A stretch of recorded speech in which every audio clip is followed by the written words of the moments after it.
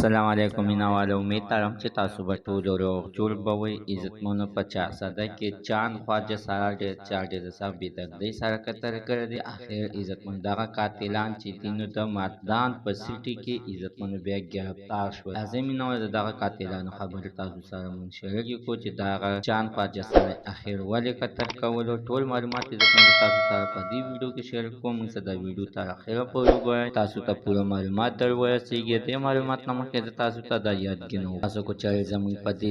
سوپر کلیک چینل کې نوي وئ چینل هم نوي سبسکرایب کړئ مهرباني وکړئ تاسو زموږ د سوپر کلیک چینل د سره سبسکرایب کړئ خوا کې ورسره د ټالۍ نشان ووهئ چې هر یوه نوې معلوماتي ویډیو تاسو ته په اسانۍ باندې در ورسیږي عزتمنو وروسته د دغه واقعې مخې ته راځي چې تېره څنګه په چارسدې په چوک کې عزتمنو چاند خواجه سره نامعلومو کسانو ډېر څه بېدردۍ سره د دغې دپاره قتل کړی و عزتمن دغه قاتلان به اخر په د مردان په سیټي کې ګرفتار شول عزتمن دغه قاتلانو د خولې وینا ده چې دا موږ دلته کې چارسدې ته پروګرام لا راغلو موږ خپلو خپلوانو ته تللي چې دا هم په پروګرام کې وکتله نو ډېره ښایسته وه دې سره موږ بې کېدل ډیلینګ وکړو د دغه د خوشحالۍ نه موږ په دې باندې ډېر ښې پیسې وشیندلې چې وپې شیندلې نو دې بیا زموږ د ډیلینګ نه انکار وکړ ویې ویله چې زه اوس نه یم اوزګار او بیا راشئ بیا به تاسو کار به وبشي په مینهواله چې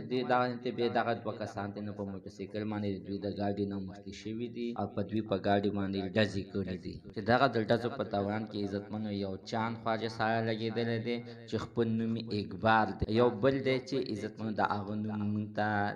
هغه عزتمنو یو د چاند خواجه سره یو بل ملګری دی چې عزتمن هغه لګېدلی او هغه زخمي حالات په هسپتال کې پروت دی الله تعالی دې هغه ته صحت ورکړي او الله تعالی دې چاند لږ هغه جان ښه کړي او الله تعالی دې د چاند کورنۍ ته د زړه صبر ورکړي مینهوالو دغه قاتلان دې معاف نه کړی شي دوی ته دې خپله سزا ورکړی شي زموږ د عزتمن تر نن ورځې معلومات د دې ځای پورې د نوي معلومات دپاره د سره زموږ د سوپر کلیک چینل د سره سبسکرایب کړئ باقي ورسره د ټلۍ نشان ووهئ چې هر یوه نوې معلوماتي ویډیو تاسو ته په اسانۍ باندې در ورسي